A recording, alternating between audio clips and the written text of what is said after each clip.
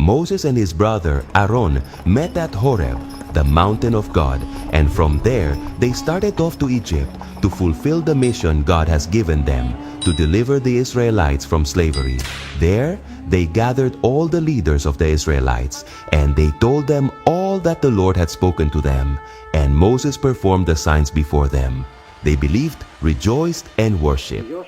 Then Moses and Aaron went to speak to Pharaoh. This is what the Lord God of Israel says.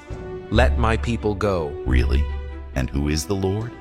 Why should I obey his voice to let Israel go? I do not know the Lord, nor will I let Israel go. Moses and Aaron's persistence enraged the king. Get back to your labor. That same day, Pharaoh commanded the Egyptian taskmasters and their officers to stop giving straw to the people to make bricks. Let them go and gather straw for themselves, and you shall lay on them the quota of bricks which they made before.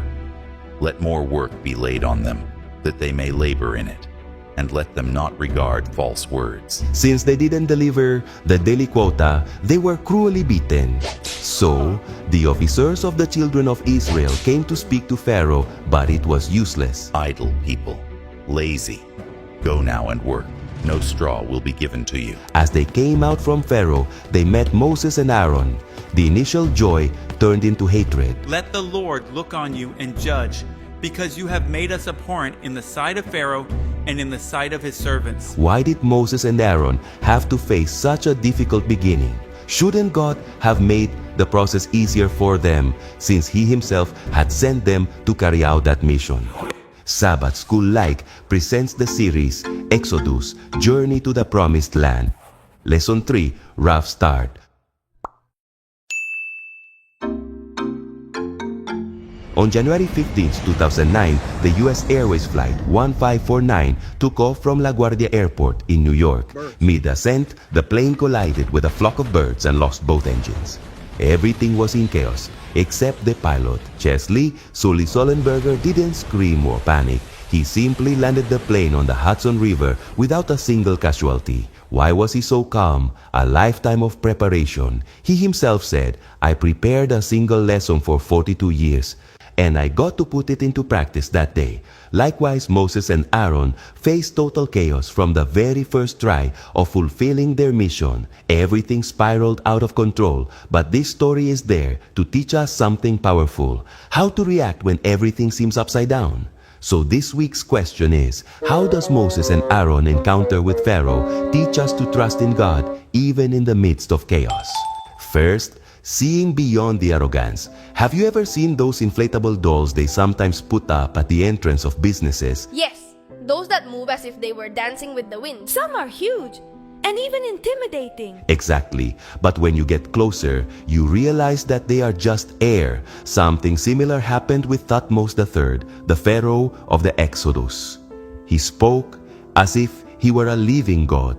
But deep inside, he was just an inflated doll with the air of his own ego. When he asked, "And who is the Lord?" he didn't really desire to know him, but rather to arrogantly defy him. That's why he declared, I do not know the Lord, nor will I let Israel go. But do you know what the real problem was? Moses, Aaron, and the Israelites leaders were intimidated by this inflated doll. Pharaoh's tone and power so discouraged them that Moses asked the Lord, Lord, why have you brought trouble on this people? Why is it you have sent me? And that's when God invited him to see beyond the arrogance. Now you shall see what I will do to Pharaoh, for with a strong hand he will let them go, and with a strong hand he will drive them out of his land. Do you notice? God says to Moses, "Now you shall see." Moses saw Pharaoh, his power, his arrogance, but God wanted him to see beyond, trusting in what he would do. Because human arrogance may seem powerful, but it is no match for the power of a God who never loses control. Thanks to Thutmose III, Egypt became a symbol of arrogance against God. Revelation 11:8 speaks symbolically of a spiritual Egypt. And when was that prophecy fulfilled? During the French Revolution, when France officially declared with great arrogance, "There is no God." However, what must concern us now is the arrogance of those who oppose God in the end times. And this is where the story is relevant to us. In times of oppression, don't be intimidated by those who believe they are invincible. Look beyond the arrogance. Trust in what the Lord will do. Second, believing in the divine eye. Have you ever seen a contract full of clauses, terms, conditions, signatures, seals, and even involves a notary? Yes, like these rental contracts that even ask for your blood type. Or those on social media nobody reads but everyone agrees. Well, in Exodus 6, God does a much simpler thing but way more powerful. He made a covenant with his people with a single phrase, Ani Yahweh. What does it mean? I am the Lord. This expression appears 4 times in Exodus 6, 1 through 8, right after saying to Moses, Now you shall see what I will do to Pharaoh. And each, I am the Lord, offers a resounding assurance. In verse 2, I am the Lord, it's like, remember this, Moses, I am the one who spoke to you from the bush. In verse 6, I am the Lord precedes a chain of divine actions. I will bring you out, I will rescue you, I will redeem you.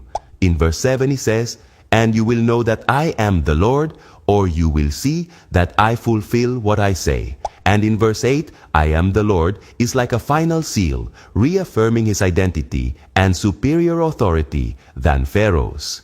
But if I am the Lord is repeated 4 times, the single pronoun I appears 4 more times in the passage. You will see what I will do to Pharaoh. I have heard the groaning of the children of Israel. I will bring you out from under the burdens of the Egyptians, and I will bring you into the land. I will give it to you as a heritage. Do you notice?